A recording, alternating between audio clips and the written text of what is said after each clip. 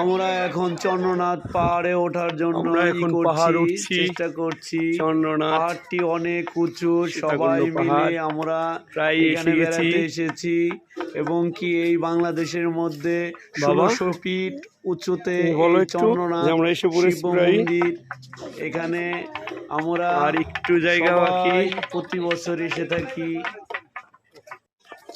দেখুন এই যে সামনে দেখা যাচ্ছে মন্দির, প্রায় আমরা এসে পড়েছি, মন্দিরের কাছে চলে এসেছি।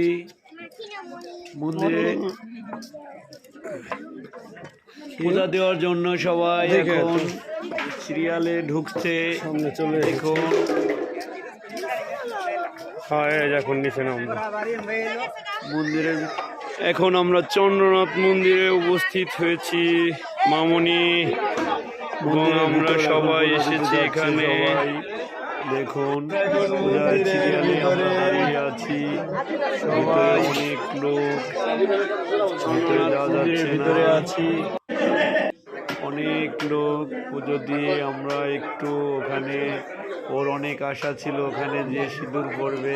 এই হলো আমাদের মানত গাছ, মানত গাছে সবাই মনের বাসনা পূরণের জন্য সুতা বাঁধে। মন্দিরের অপর পাশ দেখুন, দেখতে অনেক উঁচু, আর পাহাড়ের 1600 ফিট উপরে এই মন্দিরটি অবস্থিত।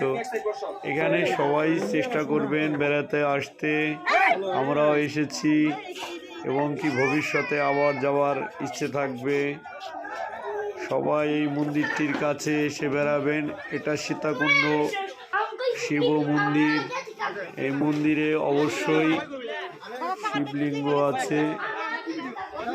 পাহাড় আর কত বড় পাহাড় দেখছো বাবা, এই হলো উপরে 1600 ফিট উঁচু এই মন্দির।